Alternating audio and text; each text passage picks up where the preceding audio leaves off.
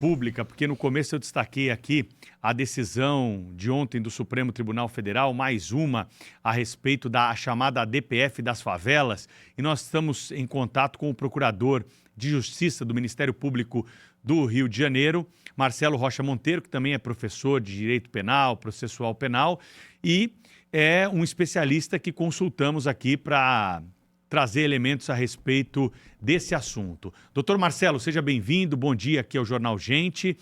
Qual é a tua percepção do desfecho dessa história, pelo que acompanhamos ontem no voto do ministro Fachin?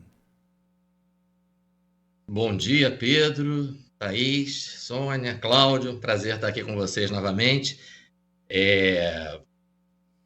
Veja, eu acho que eu não consigo ser muito otimista com relação a isso, porque a decisão liminar, né, que vem lá de 2020 do ministro Fachin, e depois foi referendada pelo plenário, ela já é uma coisa assim, absolutamente fora dos padrões jurídicos, porque você não tem... Né, às vezes a gente é repetitivo, né, mas tem que insistir nesse ponto. A função do Poder Judiciário é aplicar a lei, né?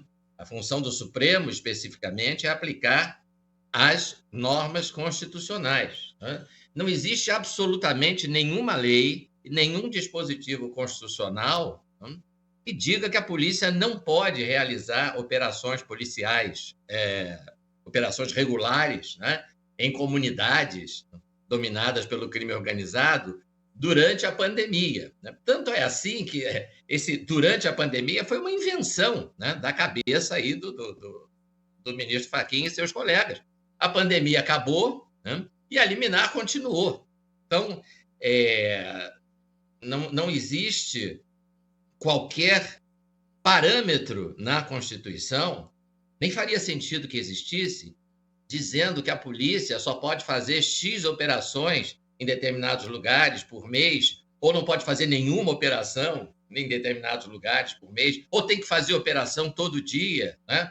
Isso aí é algo que está entregue ao poder discricionário do administrador. Quem administra a segurança pública é o governador do Estado, né? Para isso, ele tem o secretário de segurança, tem os chefes da Polícia Civil, da Polícia Militar, né, que vão analisar. Não faz sentido que uma matéria como essa seja decidida pela via judicial, né? Porque o judiciário a única coisa que ele tem que fazer é aplicar a lei. E não faria sentido que a lei determinasse esse tipo de coisa. Você imagina uma lei dizendo quantos salva-vidas tem que trabalhar num fim de semana de sol nas praias da Zona Sul do Rio de Janeiro. Que sentido faz isso? Então, é o administrador que vai dizer, olha, tem um evento em Ipanema, vai ter muita gente, precisa ter mais salva-vida lá do que em Copacabana esse fim de semana. Então, da mesma maneira, olha, estamos com um problema lá da facção do tráfico que está dominando a favela X, então tem que fazer uma operação lá grande, tem que mandar muitos policiais para lá. Então, são aquelas questões que é o administrador que tem que decidir com a legitimidade que ele tem para isso, a legitimidade que ele tem do voto popular, né? Ele foi eleito com uma proposta de segurança pública, né? Então, aí em São Paulo, por exemplo, o governador Tarcísio foi claramente eleito com uma proposta de segurança pública que é de endurecer a repressão ao crime organizado, né? Então, você imagina uma decisão do Supremo dizendo não pode mais fazer operação policial contra o crime organizado na Baixada Santista. De onde é que tiraram isso? Então, eu espero que o Supremo, eu torço para que o Supremo reconsidere essa loucura. O próprio Conselho Nacional de Justiça, que é presidido pelo mesmo ministro que preside o Supremo, já apresentou um relatório demonstrando que os índices de criminalidade no Rio de Janeiro pioraram significativamente depois da DPF 635. Houve uma expansão do domínio territorial de 25%. Quer dizer, é muita coisa, gente. Quer dizer, o crime organizado mandava num pedaço aqui, agora ele manda num pedaço desse tamanho aqui, né? Quer dizer, aumentou em 1/4. As áreas em torno das favelas, né, já estão dominadas.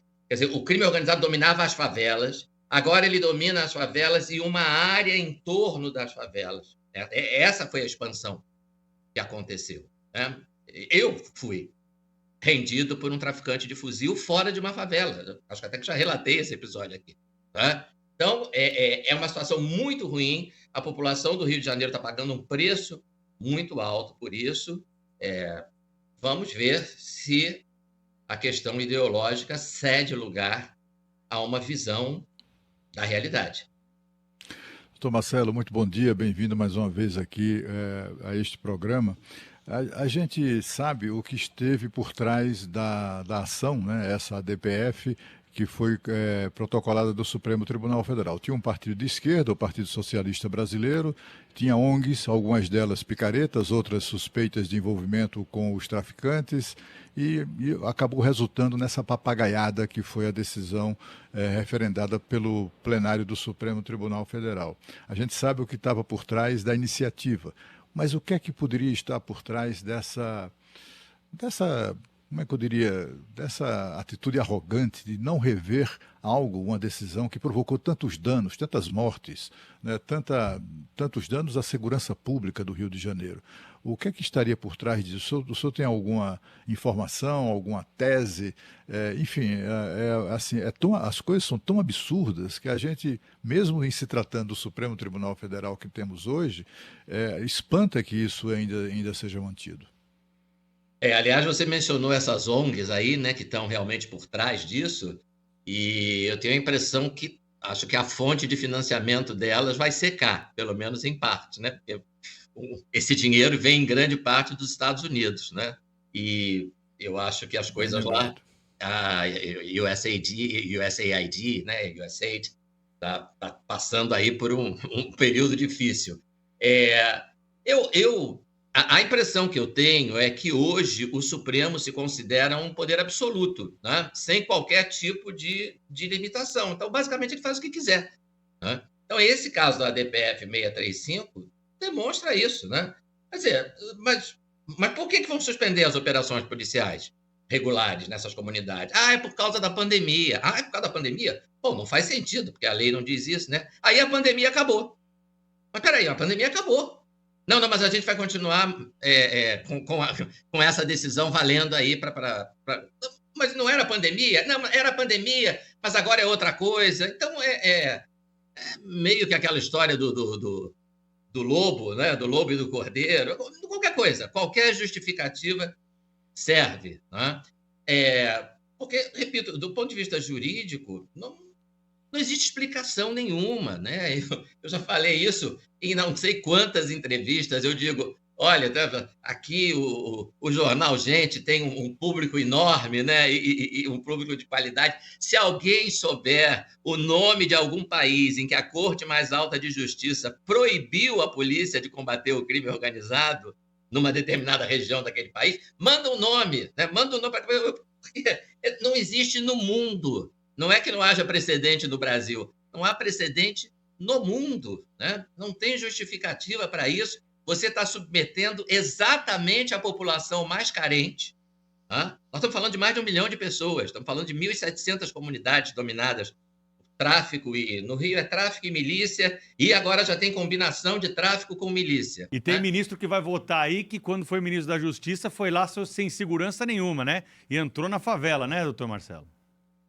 Isso, para referendar... O ministro Flávio Dino, no caso, né? Para dar nome aqui.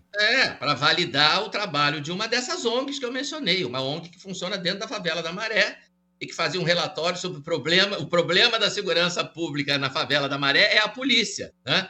O relatório de não sei quantas páginas não tinha a palavra traficante, né? Não constava do relatório. Incrível.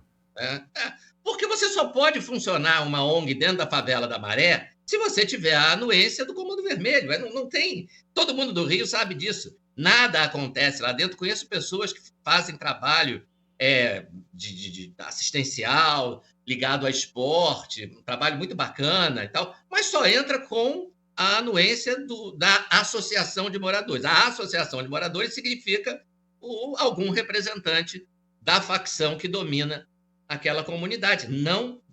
Nada acontece. Um Uber não entra nessas comunidades sem a autorização, vem um sujeito de fuzil, de moto, para, o Uber tem que parar, abrir a janela. É Uber? Tá levando o morador? Tô. Então pode entrar. Vai para onde? Tá, pode entrar. É assim que funciona. E quando entra desavisado, morre, né? Como está acontecendo com turistas aí. Porque muita gente não sabe onde está entrando, vai seguindo os aplicativos, o aplicativo não avisa, né? As redes de aplicativo é uma cobrança que a gente tem feito aqui. Poderia muito bem colocar ali que é uma região de alto índice de crime, uma região dominada pelo tráfico. Aliás, eu até mandei para o doutor Marcelo outro dia para saber se era verdade. Nós recebemos aqui de um ouvinte um mapa virtual que está na internet aí, que mostra o domínio, Cláudio Humberto, Sônia e Thaís, das facções criminosas em Morros Cariocas. Olha, só não tem traficante dominando a área lá no Rio de Janeiro, onde tem área de mata. E mesmo assim, eles já estão se expandindo, hein, doutor Marcelo? Tem uma favela que não tem traficante nem milícia. Uma só? Uma, é a Tavares Bastos. Sabe por quê? Porque é onde fica o BOPE. É onde fica o BOPE. Aí... Aí seria um pouco de ousadia. Pois é. O Supremo retomou essa votação ontem, reanalisando essa decisão, abriu e fechou a sessão. Falou, não, tá complicado isso aqui, vamos passar para daqui um mês. E a gente está aqui aguardando e cobrando também. Deixa eu agradecer ao procurador Marcelo Rocha Monteiro, mais uma vez ao vivo aqui no Jornal Gente, falando direto do Rio de Janeiro. Obrigada, procurador, até a próxima. Obrigado a vocês, sempre um prazer estar aqui, um grande abraço. Obrigada.